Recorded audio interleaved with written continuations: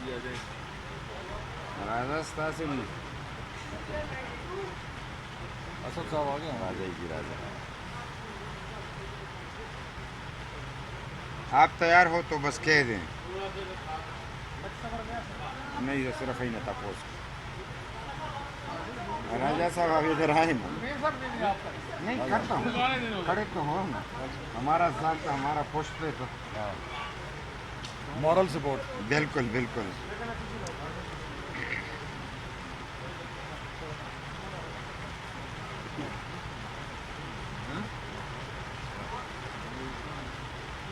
آپ کہیں تو جی بسم اللہ کر لیجیے. بسم اللہ الرحمن الرحیم.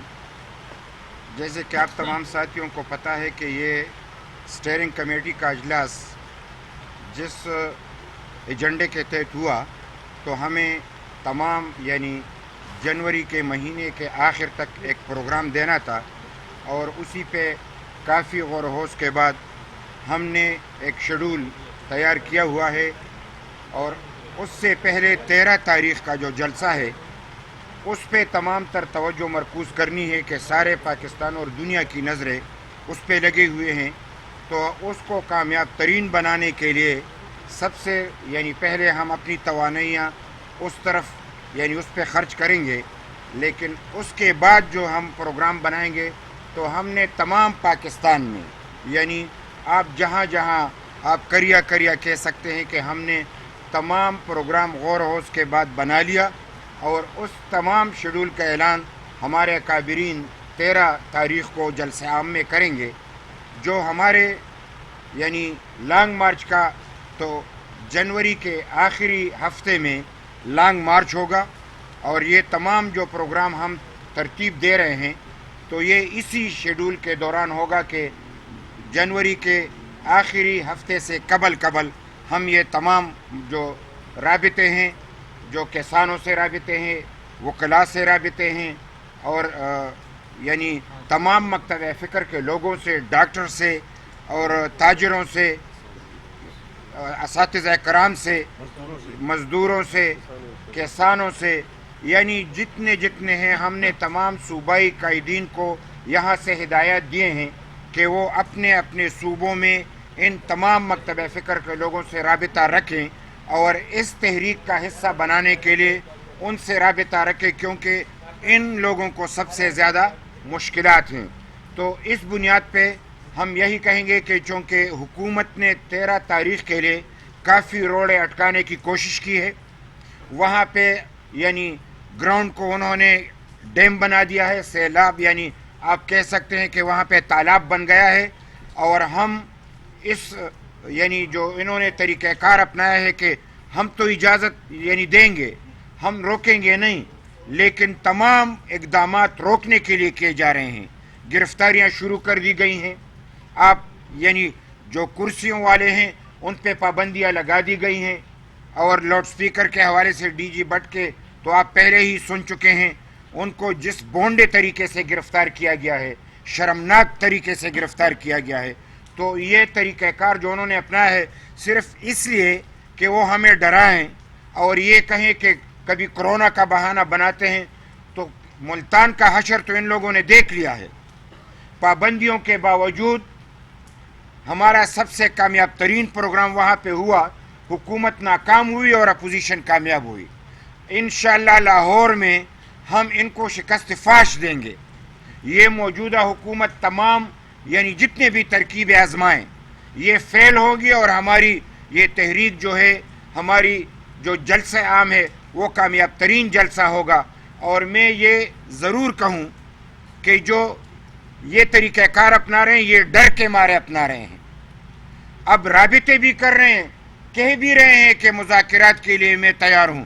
تم نے تو یہی تک ہماری یعنی اتنا مذاق اڑایا کہ آپ نے کہا کہ یہ تو کرپٹ لوگوں سے تو میں اسمبلی میں بھی بیٹھنا نہیں چاہتا. تو کیا وہ لوگ بھول گئے؟ تو یہ ڈر کے مارے اب تم جھک کے سب کچھ کر رہے ہو. لیکن چونکہ مولانا فضل الرحمان صاحب نے کل اس پہ بات کی ہے, میں اس پہ مزید بات نہیں کروں گا, لیکن حکومت کے حوالے سے کہ جو بھی یہ سخت سے سخت اقدام اٹھائیں گے ہم اس کا مقابلہ بھی کریں گے اور ہم اس کو ناکام بھی بنائیں گے. اور تب تک یعنی हम ये जारी रखेंगे कि इस हुकूमत को ख़त्म न करें और हमारी सीधी सादी यानी एक प्रोग्राम जो पहले से आ रहा है उसको बार बार हम इसलिए दोहरा रहे हैं कि कोई गलतफहमी का शिकार न हो कि ये दांधली की पैदावार हुकूमत है। हम न कभी इसको पहले हमने माना न अब मानते हैं। इसका खात्मा लाजमी है और इसके बाद री इलेक्शन वो भी शफाफ, फ्री एंड फेयर हो और मुदाखलत से पाक हो और जो भी जीते उसके हवाले किया जाए।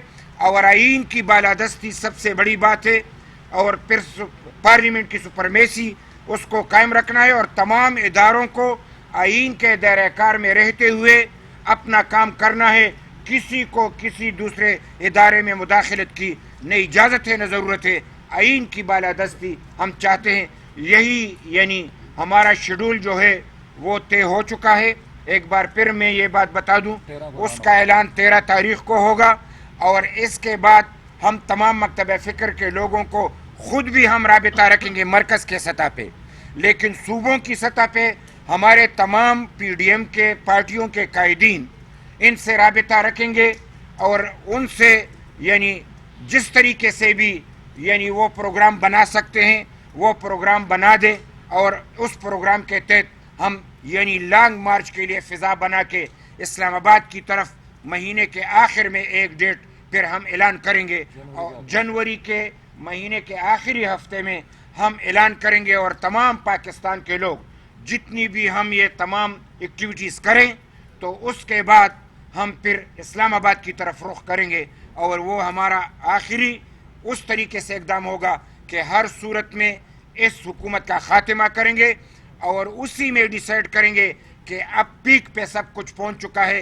इस्तीफ़े का वक्त आ ही पहुंचा है, तो हमारे अकाबिरीन फैसला करेंगे और उसी के दौरान फिर हम इस्तीफ़े भी उनको दे देंगे और इस्तीफ़े से नहीं देंगे फिर हुकूमत भी नहीं चलेगी। ये जिस तरीके से बात कर रहे तुम ज़िमनी इलेक्शन नहीं करा सकते। तुम कहते हो कि मैं यानी वो इलेक्शन करा दूंगा जिसमें 100 से ऊपर के लोग यानी 150 के बराबर लोग इस्तीफ़ा देंगे। अभी जो मरे हैं उन इलाकों में तुम ज़िमनी इलेक्शन नहीं करा सकते, तुम लोकल बॉडीज़ के इलेक्शन नहीं करा सकते। तुमने पाकिस्तान को मजाक बना के रख दिया है। लिहाजा ये तरीक़ेकार इमरान जिस तरीके से चल रहा है अगर इनको मज़ीद चलने दिया गया तो ये पाकिस्तान की तबाही होगी। हम किसी तौर पाकिस्तान की तबाही होने नहीं देंगे। महंगाई हर कीमत पे रोकनी है। यानी इस तरीके से अगर इमरान होगा तो महंगाई नहीं रुकेगी। आज भी उसने बड़ा लेक्चर दिया है और इतना लेक्चर दिया है कि सुनने वाले सो गए और वो देते रहे और देखने वाले थक गए। काश हमें भी ऐसा मौका मिल जाए कि हम भी, ये तो पुराना आदि है, ये तो अपोजिशन में था तो तब भी 24 घंटे इसको कवरेज मिलती थी। इसमें हमने मीडिया को भी डाला है कि हम मीडिया के साथियों से भी राबिता रखेंगे।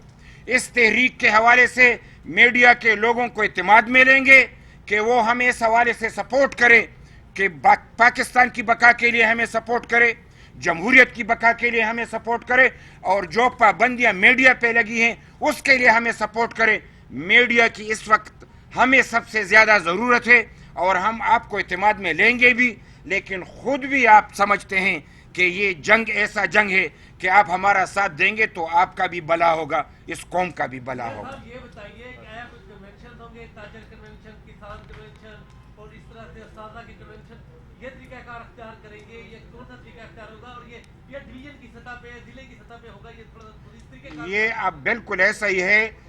चूँकि चंद आपके सवालात का जवाब अगर मैं दूं तो फिर वो 13 तारीख की अहमियत वो नहीं रहेगी, लेकिन बिल्कुल ऐसा ही है कि हम कन्वेंशन की सतह पे भी करेंगे। तमाम मकतब फ़िक्र के लोगों की अलग अलग कन्वेंशन का भी हमारा इरादा है और डिवीज़नों की सतह पे भी हमारा इरादा है और फिर तमाम सूबों को एक्टिवेट रखने के लिए हमने वो सब कुछ इस तरीके से तकसीम किया हुआ है कि इस 1.5 महीने में तमाम यानी पाकिस्तान के यानी सूबों से हम राबिता भी रख सकें, उनको यानी गरमा भी सकें और जो यानी लॉन्ग मार्च की तरफ हम बढ़ते जाएं तो टेम्पो मज़ीद बढ़ती जाएगी। तो उस तरीक़ेकार को हमने अपनाया है। तो बिल्कुल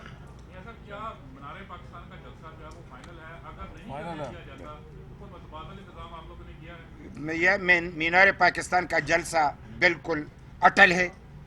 मैंने ये कहा, इन्होंने हमें मुल्तान में करने नहीं दिया, हमने किया। इसी तरीके से लाहौर में मीनार पाकिस्तान पे करेंगे। अगर नहीं दिया मीनार पाकिस्तान पे तो मीनार पाकिस्तान तो इनका अलग तो नहीं है ना। ये तो फिर ऐसा है कि दुश्मनी पे उतर आए हैं। जब हम पुरअमन जलसा कर रहे हैं, हम पुरअमन एहतजाज कर रहे हैं, अभी से इन्होंने सैलाब बना दिया। हम तो पानी में खड़े होकर ये जलसा करेंगे, लेकिन रास्ते रोकेंगे तो रास्तों को खोलेंगे और वहां पे हम जलसा करेंगे। लेकिन इमरान तो वो दिन भी याद रखे ना, कराची से आया, डी चौक पे आया, किसी ने पूल तक नहीं फेंका, हर एक ने इस्तकबाल किया, इनको सपोर्ट किया। और यहाँ पे फिर खाली कंटेनर पे होके लोग नहीं थे और टीवी कह रहे थे कि लाखों लोग हैं, खाली कुर्सी को लाखों लोग, और पराए जलसों को उसके सामने कवरेज में तैयार कर लेते थे। मैं एक वाक़या बयान करता हूँ कि मैं खुद इंफॉर्मेशन मिनिस्टर था खैबर पख्तूनख्वा का। इसने कहा मैं वजीरिस्तान जाऊँगा और वहाँ पे एहतजाज करूँगा। तो जब ये पहुँचा DI खान, तो कमिश्नर ने मुझसे राबिता किया कि इमरान खान कह रहा है, रिकॉर्ड पे कह रहा हूँ, इमरान खान कह रहे कि मुझे गिरफ्तार करो, आगे जाना मुश्किल है। कमिश्नर ने कहा, मैं बिल्कुल नेटो सप्लाई की जो बात थी, और उसने वहाँ पे कहा कि मैं एहतजाज करूँगा और इसके खिलाफ, ड्रोन अटैक के खिलाफ। तो हमने कहा कि बिल्कुल हमारी हुकूमत है, हम आपको सपोर्ट करते। कमिश्नर ने कहा गिरफ्तार करूँ, मैंने कहा गिरफ्तार नहीं करना, इनको हिफाजत से वजीरिस्तान तक पहुँचाना, कि पता तो चले। इसको पता भी नहीं था वजीरिस्तान शिकार के लिए तो गया है, एहतजाज के लिए कभी नहीं गया। ये टांक में था और लोगों से कह रहा था मैं वजीरिस्तान में हूँ। खुदा की कसम, टांक में खड़े हो के उसने कहा वजीरिस्तान में हूँ। इब्तिदा से झूठ बोलने इसका आदत है, लेकिन अब ये चुप नहीं सकेगा। न कोरोना के पीछे चुप सकता है, न इमरानी कोरोना हमें मंजूर है, न सियासी कोरोना मंजूर है। खुदाई कोरोना पे हम बिल्कुल लोगों से कहते कि मास्क पहने, एहतियात करें, सैनिटाइजर की हम सहूलत देंगे, सब कुछ करेंगे, लेकिन रुकेंगे नहीं।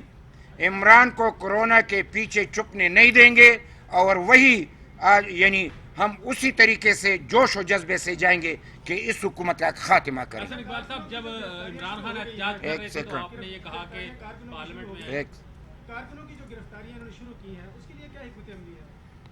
हिकमत अमली क्या है? हम तो तैयार हैं। ये जेल किसके लिए है? हम जेल से डरे?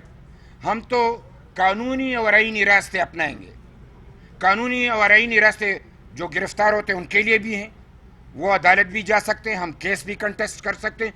लेकिन ये बात ज़रूर है कि हम गिरफ्तारियों से डरने वाले नहीं हैं। हम इमरान खान की तरह तो नहीं है कि एक दिन नहीं गुजारा वज़ीर आज़म बन गए। हमने तो पाकिस्तान पे तो क्या, हमें खैबर पख्तूनख्वा के एक जेल भी ऐसा नहीं है जिसमें हमने रात या दिन नहीं गुजारे या महीने साल नहीं गुजारे। जेलों से डर नहीं है, मार से भी डर नहीं है।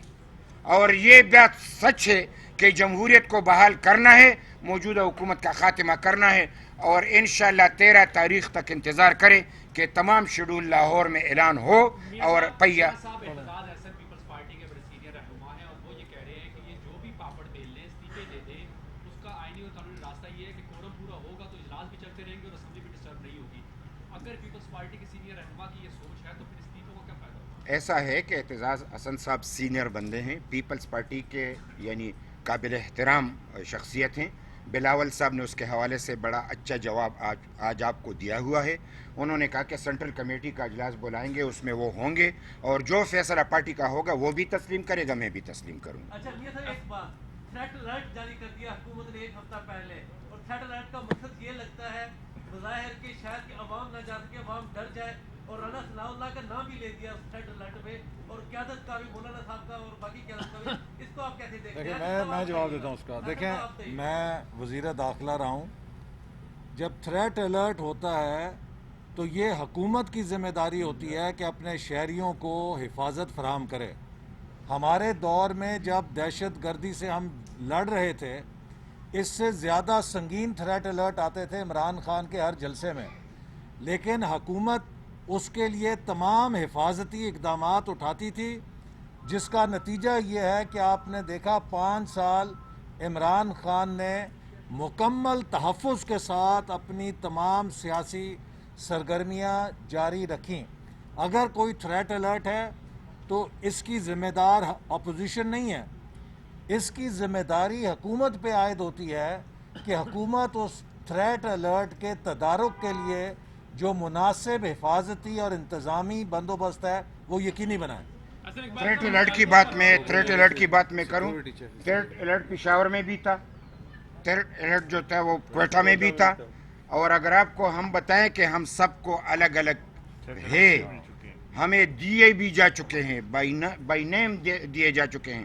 لیکن ثناء اللہ صاحب کی آپ بات کر رہے ہیں، وہ سب سے پہلے جائے گا، اس کا بال بھی کوئی بیگا نہیں کر سکتا.